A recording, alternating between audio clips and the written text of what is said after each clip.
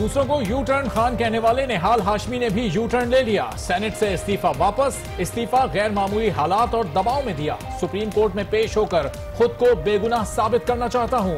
Chairman senate کو تحریری درخواست.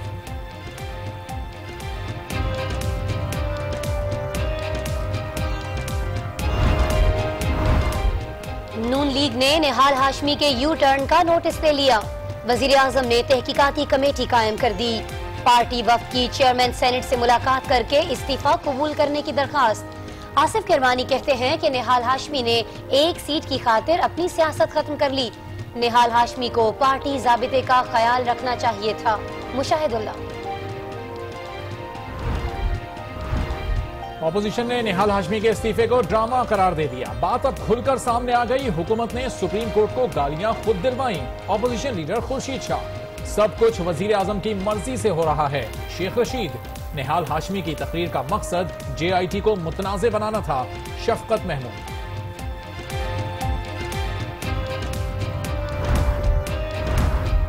اسلام آباد میں پیناما کیس کی مشترکہ تحقیقاتی ٹیم کا اجلاس. حسین اور حسن نواز سے حاصل ہونے والی معلومات اکٹھا کر لی گئیں. رپورٹ کل سپریم کورٹ میں پیش کی جائے گی.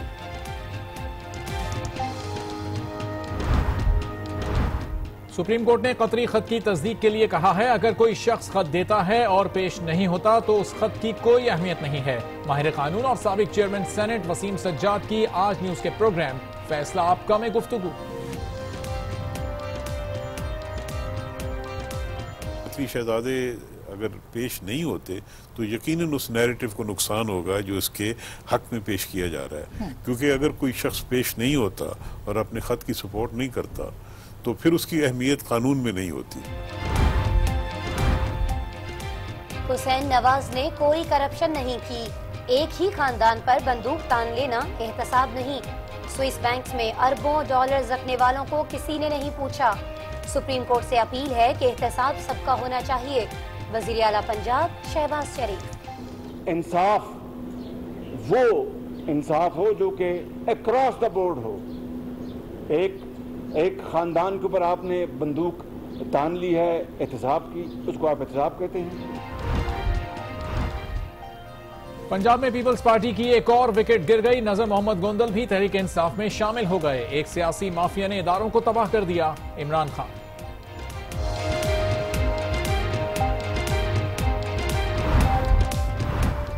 سعودی عرب نے قطر ایئر ویز کا لائسنس معطل کر دیا. دفاتر بھی بند کرنے کا حکم. لندن برج حملے میں ملوث تیسرے دہشت گرد کی بھی شناخت ہو گئی. برطانوی پولیس کے مطابق 22 سالہ یوسف زغبا مراکشی نیاد اطالوی شہری تھا. میٹروپولیٹن نے ایک اور شخص کو حراست میں لے لیا. دہشت گردی میں ہلاک افراد کی یاد میں تعزیتی تقریب کا اہتمام. 1 منٹ کی خاموشی اختیار کی گئی.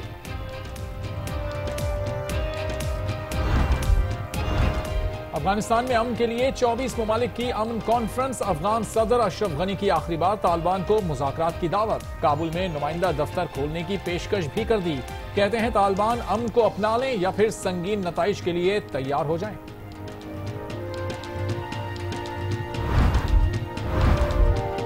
کابل میں امن کانفرنس کے باوجود دہشت گردی. بھارتی سفیر کے گھر پر راکٹ حملہ. برات میں مسجد کے قریب دھماکہ. رات حملے میں 7 افراد جاں بحق، متعدد زخمی. جی ایچ کیو میں خصوصی کور کمانڈر کانفرنس. کابل دھماکوں کے بعد پاکستان پر بلا جواز الزامات پر تحفظات کا اظہار کیا گیا. الزامات کے بجائے افغانستان اندرونی مسائل کا جائزہ لے. I S P R.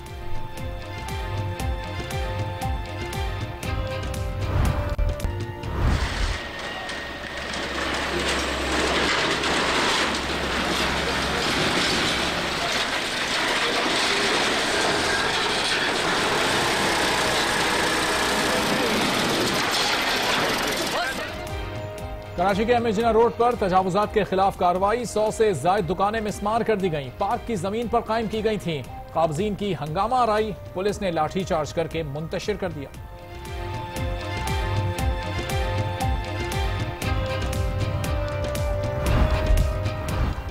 Karachi کے علاقے نارتھ کراچی میں رینجرز کا چھاپا. عیدگاہ گراؤنڈ میں چھپایا گیا اسلحہ برآمد. ایم کیو ایم لندن کے شرپسند عناصر نے یہ اسلحہ بدامنی پھیلانے کے لیے چھپایا تھا. السلام علیکم ناظرین، آج 9 بجے کے ساتھ میں ہوں آسمہ اقبال اور میں ہوں ارباب جہانگیر۔ آج کے بلیٹن کے اہم موضوعات ہیں یہ۔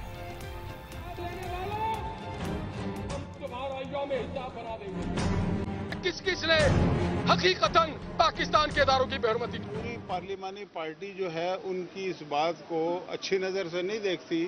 انہیں ابھی تک وہ پارٹی میں ہے، لہذا پارٹی ڈسپلن کا مظاہرہ کرنا چاہیے۔ استعفیٰ نہیں ہے، کچھ نہیں ہوا، یہ اس کے پیچھے خود گورنمنٹ ہے۔ نواز شریف نہال ہاشمی کے پیچھے کھڑا ہے۔ نہال ہاشمی نے جو تقریر کی تھی وہ نواز شریف کے کہنے پہ کی تھی، ذرا اوور ایٹ کر گیا تھا۔ میں سپریم کورٹ کو میں ملتمس ہوں، ہاتھ جوڑ کے کہتا ہوں کہ آپ یہ ضرور کریں شریف خاندان کی اکاؤنٹیبلٹی، مگر it should be across the board.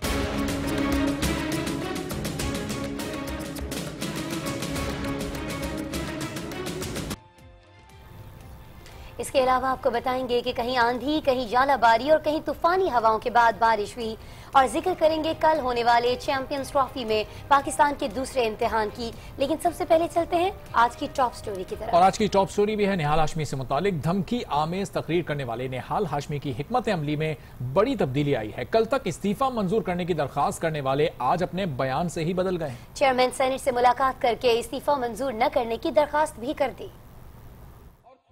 Imran Khan کو یو ٹرن خان کہنے والے مسلم لیگ نون کے اپنے ہی رہنما نہال ہاشمی نے یو ٹرن لے لیا۔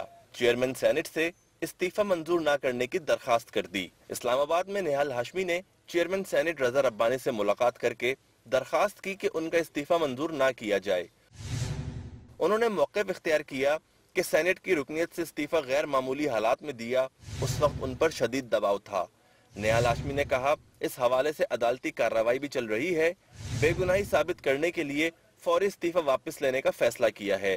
بطور سینیٹر ذمہ داریاں جاری رکھنا چاہتا ہوں، اسی لیے استعفیٰ منظور نہ کیا جائے۔ نہال ہاشمی نے 1 جون کو اپنا استعفیٰ چیئرمین سینٹ کو پیش کیا تھا۔ گزشتہ روز انہوں نے چیئرمین سینٹ سے مصروفیات کے باعث پیش ہونے سے معذرت کرتے ہوئے استعفیٰ منظور کرنے کی استدعا کی، جسے چیئرمین سینٹ نے مسترد کرتے ہوئے بدھ کی صبح 10 بجے دوبارہ طلب کیا تھا۔ تاہم اب لیگی رہنما کے یو ٹرن نے صورتحال کو بدل دیا ہے۔ چیئرمین سینٹ نئی صورتحال پر کل اپنی رولنگ دیں گے۔ ادھر مسلم لیگ نون نے نہال ہاشمی کے یو ٹرن کا نوٹس لے لیا ہے اور چیئرمین سینٹ سے نہال ہاشمی کا استعفیٰ منظور کرنے کی درخواست کر دی ہے۔ لیگی رہنماؤں کا کہنا ہے کہ نہال ہاشمی کو پارٹی ضابطے کا خیال رکھنا چاہیے۔ نہال ہاشمی کو مخالف جماعتوں نے گود لے لیا ہے۔ وزیر اعظم کے حکم پر تحقیقات کے لیے کمیٹی بھی قائم کر دی گئی ہے۔ نہال ہاشمی کی استعفیٰ منظور نہ کرنے کی درخواست پر مسلم لیگ نون کے رہنما شدید برہم ہیں۔ نون لیگ کے وفد نے بھی چیئرمین سینٹ سے ملاقات کی، جس میں درخواست کی گئی کہ نہال ہاشمی کا استعفیٰ منظور کیا جائے۔ وزیر اعظم نواز شریف کے حکم پر نہال ہاشمی کے خلاف تحقیقات کے لیے national ethics and disciplinary committee قائم کر دی گئی ہے۔ راجہ ظفر الحق کمیٹی کے کنوینر، جبکہ بیرسٹر ظفر اللہ، نصرت صادق، خواجہ ظہیر اور آصف کرمانی بھی کمیٹی میں شامل ہیں۔ کمیٹی 5 دن میں سفارشات وزیر اعظم کو دے گی۔ میڈیا سے گفتگو میں مشاہد اللہ نے نہال ہاشمی کے یو ٹرن کو تنقید کا نشانہ بنایا۔ پوری پارلیمانی پارٹی جو ہے وہ پارٹی کے فیصلے کے ساتھ کھڑی ہے، میاں نواز شریف صاحب کے فیصلے کے ساتھ کھڑی ہے۔ تو انہیں جا کے بتایا گیا کہ انہوں نے چونکہ استعفیٰ دے دیا ہے تو آپ ان کا استعفیٰ جو ہے وہ ایکسیپٹ کر لیں، لیکن انہوں نے آج ایک نئی بات یہ بتائی ہے کہ وہ آ کے اپنا ریزائن جو ہے وہ وڈرا کر کے چلے گئے۔ وزیر قانون پنجاب رانا ثناء اللہ نے نہال ہاشمی کے استعفے کی واپسی کا مذاق اڑایا۔ اس کا استعفیٰ لیا گیا تو کہا گیا یہ سازش ہے، یہ ڈرامہ ہے۔ اب اگر اس نے استعفیٰ اپنا خود اپنی مرضی سے واپس لے لیا تو کہا جاتا ہے یہ سازش ہے، یہ ڈرامہ ہے۔ وزیر اعظم کے معاون خصوصی آصف کرمانی نے کہا کہ نہال ہاشمی نے 1 سیٹ کی خاطر اپنی سیاست ختم کر لی۔ لگتا ہے کسی مخالف جماعت نے نہال ہاشمی کو گود لے لیا ہے۔ اپوزیشن جماعتوں نے نہال ہاشمی کے یو ٹرن کو ڈرامہ قرار دے دیا۔ کہتے ہیں سارا گیم سوچی سمجھی سازش کے تحت رچایا گیا۔ ڈرامے کی ابتدا وزیر اعظم ہاؤس سے ہوئی اور اب انتہا بھی وہیں سے ہوگی۔ سب وزیر اعظم کی مرضی سے ہو رہا ہے۔ تفصیلات اس رپورٹ میں۔ حساب لینے والوں، ہم تمہارا یوم حساب بنا دیں گے۔ جنہوں نے بھی حساب لیا ہے اور جو لے رہے ہیں، کان کھول کے سن لو، ہم نے چھوڑنا نہیں تم کو۔ آج حاضر سروس ہو، کل ریٹائر ہو جاؤ گے۔ تمہارے بچوں کے لیے، تمہارے خاندان کے لیے، पाकिस्तान की जमीन तंग कर देंगे हम। पहले धमकी, अब यू टर्न। निहाल हाशमी के खिलाफ ओपोजिशन की तनकीद बढ़ गई। इस्तीफा कबूल न करने की इस्तदा को ड्रामा करार दे दिया। ओपोजिशन लीडर खुर्शीद शाह ने इसे सोची समझी साजिश कहा। ये इसके पीछे खुद गवर्नमेंट है। एक उस वक्त की हीट को खत्म करने के लिए ये ड्रामा किया गया।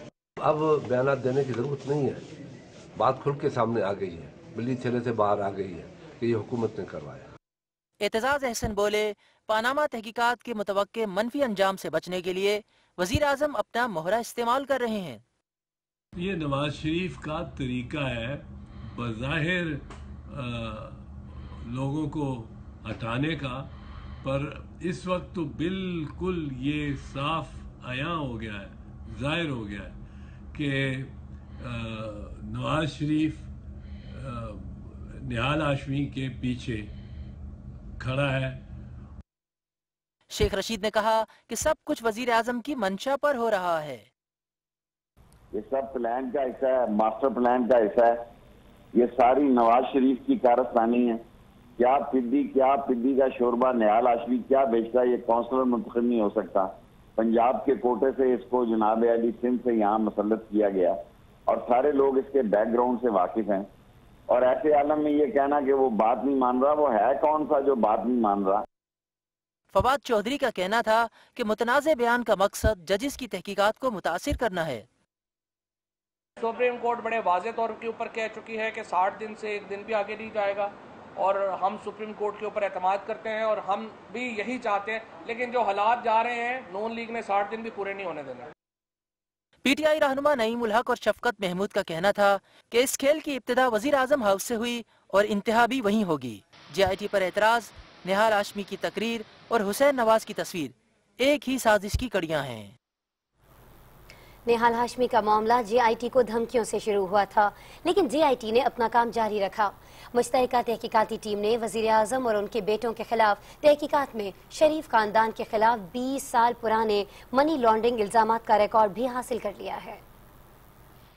पनामा स्कैंडल की तहकीकात के लिए FIA के ऑफिसर वाजिद ज़िया की सरबराही में मुश्तरका टीम इस्लामाबाद में काम कर रही है। JIT ने शरीफ खानदान के खिलाफ 1990 की दिहाई में कायम होने वाली हुदैबिया मिल्स रेफरेंस और मुबैना मनी लॉन्ड्रिंग से मुतल्लिक मुशर्रफ दौर में की जाने वाली तहकीकात का रिकॉर्ड भी मंगवाया है।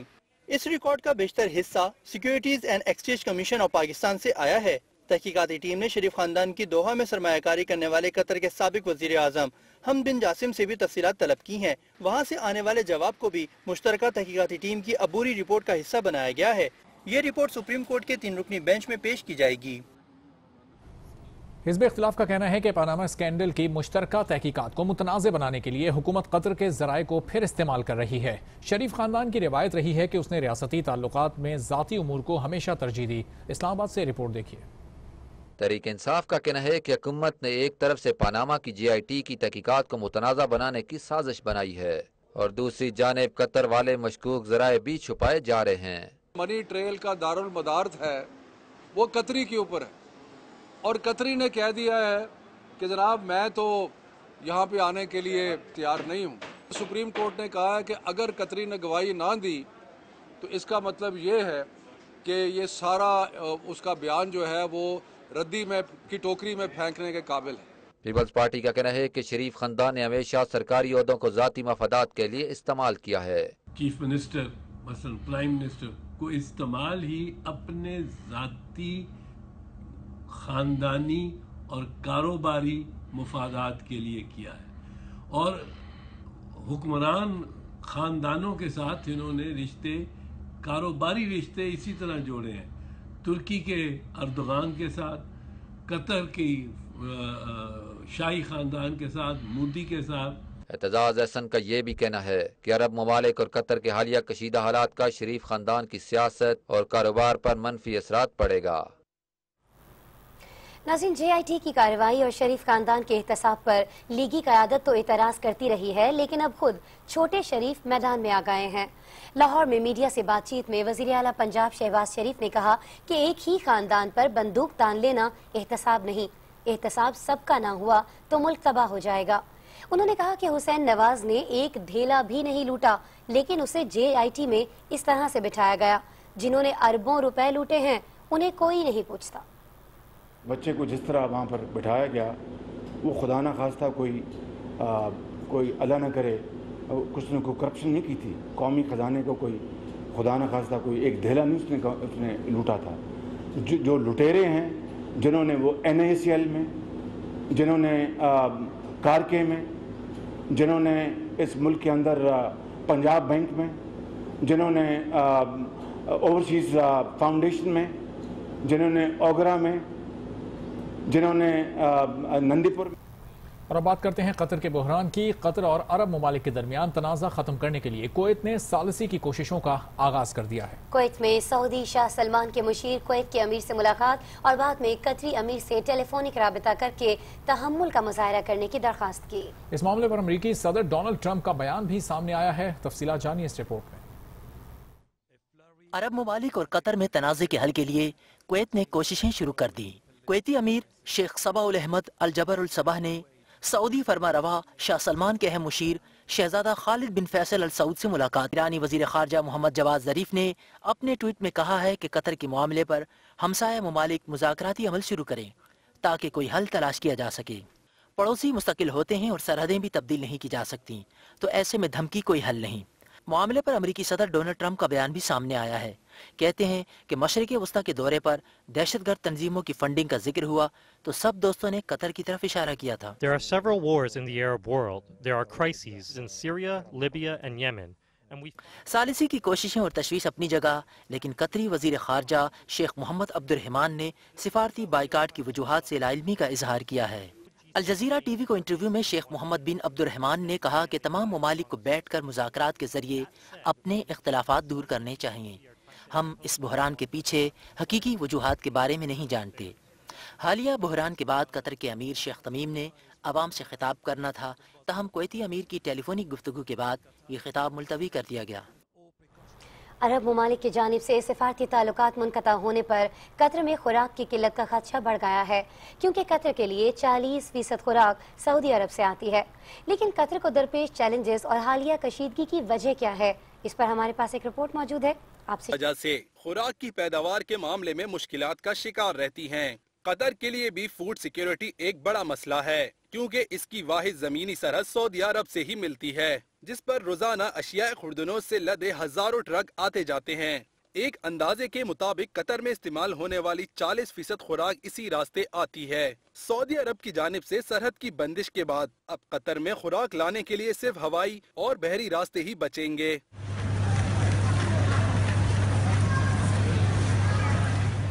قطر میں شہریوں نے خوراک اور دیگر ضروری اشیاء جمع کرنا شروع کر دی، جس کے باعث اسٹورز پر اشیاء کی قلت پیدا ہو گئی ہے۔ دوسری جانب BBC نے عرب ممالک اور قطر میں تنازع کی 4 وجوہات بیان کی ہیں۔